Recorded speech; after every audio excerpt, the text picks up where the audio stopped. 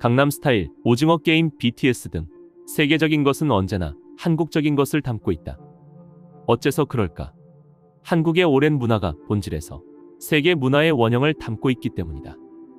우리는 손상되지 않은 한국 문화의 원형을 찾아내고 잘 가꾸어야 한다. 천부경은 80한자의 짧은 한문 경전으로 우주 창조의 이치를 담고 있는 우리 경전이다. 천부경 속에는 원방각이 있고 369가 있고 천지인이 있다. 우주의 코드 369라는 책의 저자 이창구 박사는 오징어 게임에 등장하는 원방각의 자극을 받아 세계인들이 천부경을 공감할 수 있도록 노력하고 있다.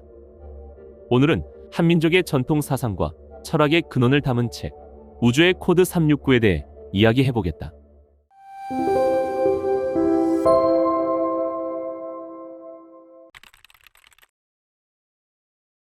천부경은 우리 고유의 경전으로 알려져 있지만 아쉽게도 전승이나 판본이 불명확하다.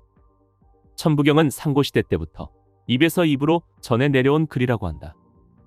환웅이 하늘에서 내려온 뒤 신지역덕에게 명해 사슴 발자국 모양의 문자인 녹도문으로 기록하도록 하여 오랫동안 전해오다가 신라시대의 최치원이 옛 비석을 보고 이를 80한자 한문으로 번역하여 비전하였다는 것이다. 조선 정조는 1781년 9월산 삼성사에서 환인 환웅 단군에게 제를 지냈다. 그때 올린 치제문에는 이런 문장이 나온다. 빛나는 단군께서 우리 동방에 처음 나시니 덕이 신명에 합하였다. 천부보전이 비록 징험할 바 없지만 신과 성이 서로 이었고 우리 역사에 일컫는 바이니 세상에 전해진 지 얼마인가. 환인 환웅 단군을 삼성이라고 받들어 제사 지내는 글에서 천부라는 용어가 등장한다. 이 용어는 최소한 단군 시대와 연관되는 것으로 보인다. 성종실록에도 단군과 그 아버지 환웅, 할아버지 환인을 일컬어 삼성이라 하고 제사를 지냈다는 구절이 나온다. 물론 천부보전이 천부경이라고 단정짓기에는 무리가 있으나 상고시대에 천부를 전하는 보전이 있었다는 것은 분명하다. 천부경 판본의 전승과 관련하여 중요한 기점이 된 사건은 1916년 묘양산 석벽본의 발견이라고 할 수 있다. 독립운동가였던 계연수는 1916년 9월 묘양산 어느 바위에 새겨진 천부경을 발견해 그 글씨를 탁본하는 데 성공하였다. 이때 천부경 80한자와 함께 천부경 수리도도 탁본하여 세상에 공개했다. 천부경 수리도란 천부경의 80한자 속에 담긴 우주 만물의 원리를 수리학적으로 해석한 도표이다. 천부경을 알기 위해서는 일단 우리 민족의 사유체계와 우주의 원리를 읽고 해석하는 안목을 기를 필요가 있다. 먼저 우리 주변에서 쉽게 찾아볼 수 있는 자연물로부터 시작해보자. 여기 우람하게 생긴 한 그루 나무가 있다고 치자. 나무의 뿌리, 줄기, 가지는 한 몸이다. 그런데 사람들은 하나인 나무를 보고 여러 갈래의 생각과 감정을 갖게 되기 마련이다. 줄기, 가지, 잎은 누구에게나 감각기관을 통해 보이므로 유라고 할 수 있다. 밑동은 분명히 존재하지만 감각기관으로는 인식할 수 없다. 뿌리는 감각으로 접할 수 없기에 무라고 할 수 있다.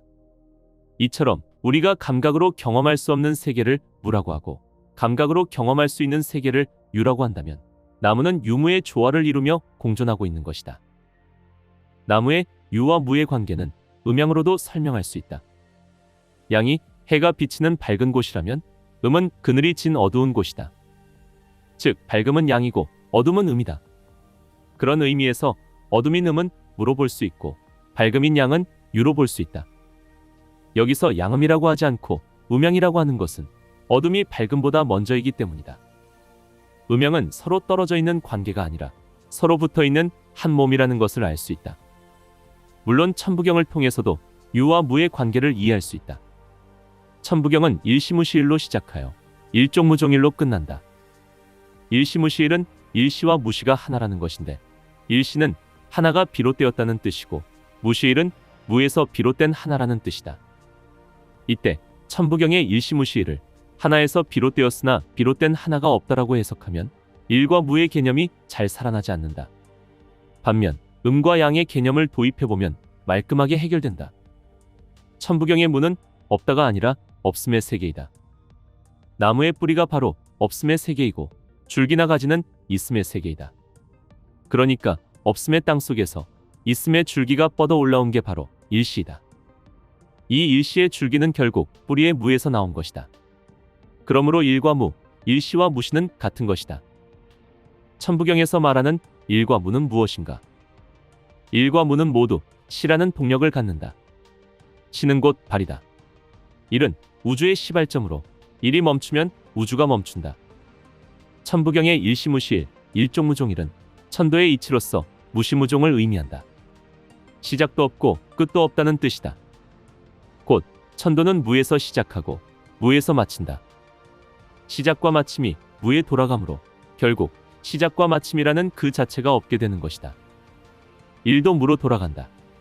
무로 돌아갔기 때문에 다시 일이 될 수 있다. 이것을 재생이라고 한다.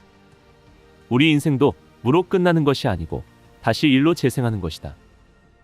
이러한 천도는 어디에서 일어나는가? 천도는 북극에서 일어난다고 했다. 천도의 시초점은 북극, 북극성, 북극점이다. 북극성에서 천도가 처음으로 움직인다. 천도의 움직임은 가장 작은 점에 불과하다. 그러나 가장 작은 점에서 태풍의 눈이 발생한다. 천도의 움직임은 곧 모든 일의 시작과 같다. 천도의 눈인 북극성은 움직이지 않는 별이다. 그래서 모든 별의 기준이 된다. 북극성은 모든 별의 중심이고 중심점이다. 북극성의 북극점 자리가 바로 무의 자리에 해당한다. 북극성이 돌아가는 정중앙에 텅 빈 곳에는 아주 작은 원의 빈 공간이 생긴다. 이 공간이 바로 북극점이고 이 우주에서 가장 작은 원이다. 이것이 무이며 공이며 허다. 또한 이곳은 천도의 자리이다.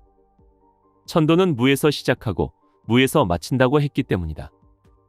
결론적으로 지금까지 인류가 가진 지식과 지혜를 총동원해 찾아낸 무의 자리가 바로 북극성의 북극점인 것이다.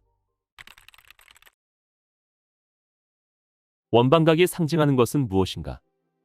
하늘, 땅, 사람을 표현하려는 것이다. 원방각의 근원은 천지인이다. 태초의 한국인들은 하늘, 땅, 사람의 관계에 주목하였고 이를 어떻게 표현할 것인가를 놓고 고민하였다.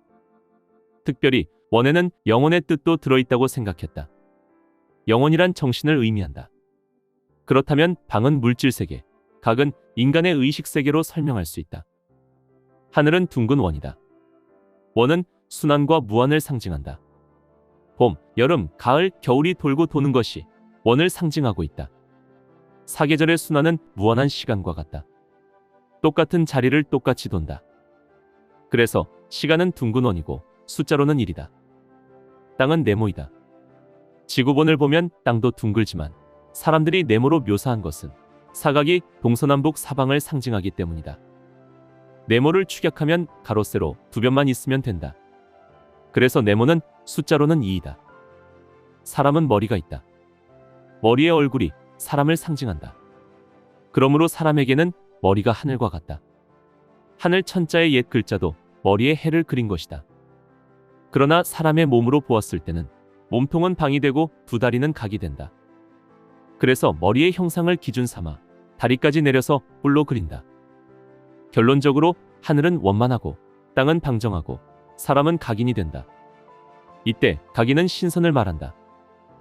원은 하나가 하나 되는 마음이고 방은 둘이 하나 되는 마음이고 각은 셋이 하나 되는 마음이다.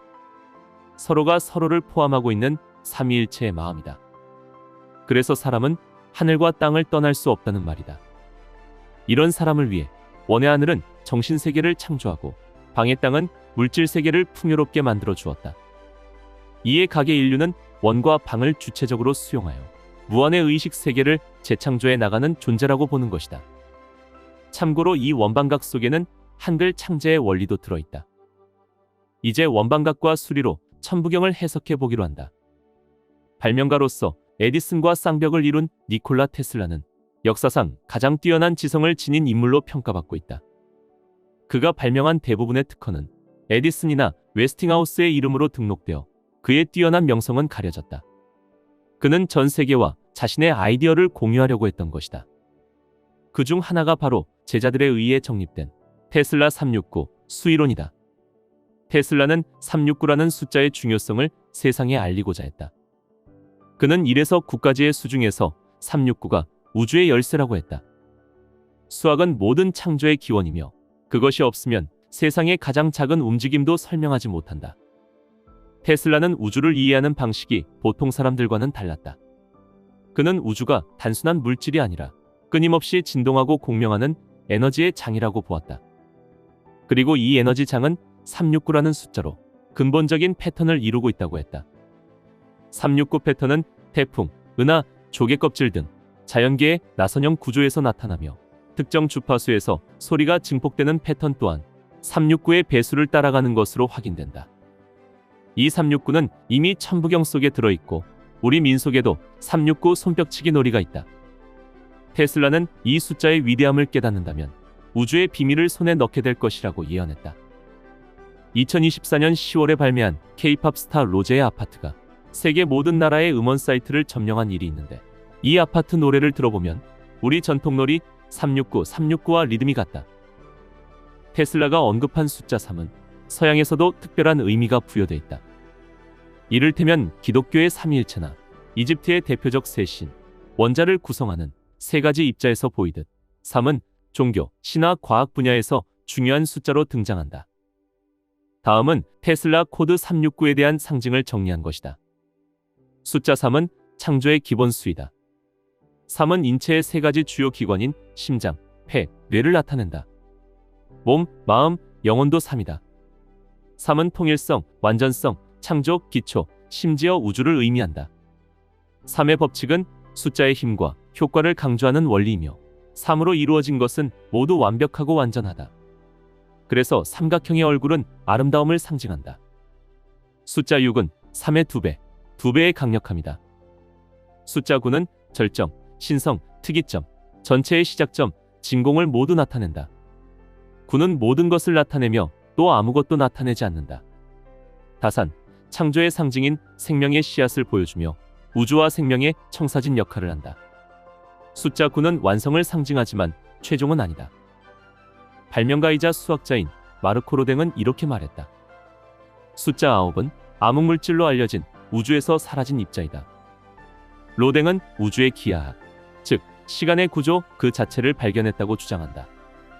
에너지가 수학적으로 어떻게 표현되는지를 설명해주는 소용돌이 기반 수학이 바로 그것이다.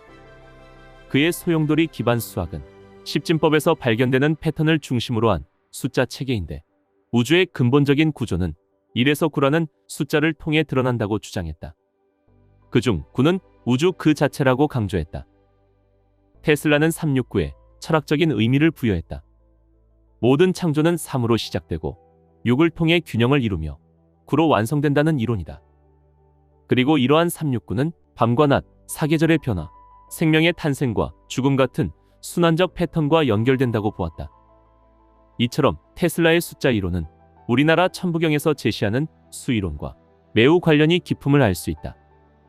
원방각은 한국인을 비롯한 인류가 하늘 땅 사람을 이해한 원초적 부호의 하나이다. 이 원방각이 드라마 오징어 게임에 의해 온 세상에 다시 알려졌고, 세계인들은 드라마 속의 한국 놀이문화를 통해 원방각에 대한 기억을 되새기기 시작했다. 드라마 오징어 게임엔 원방각이 있고, K-팝 스타 로제의 아파트엔 369의 리듬이 있으며, 천부경에는 원방각과 369와 천지인이 모두 있다. 이것이 세계인의 가슴을 울리게 하는 한류의 핵심 키워드이다. 영상에는 미처 소개하지 못한 천부경의 비밀을 알고 싶은가? 우주의 코드 369라는 책을 읽어보면 우주의 비밀 코드를 담은 천부경의 위대함을 알 수 있을 것이다.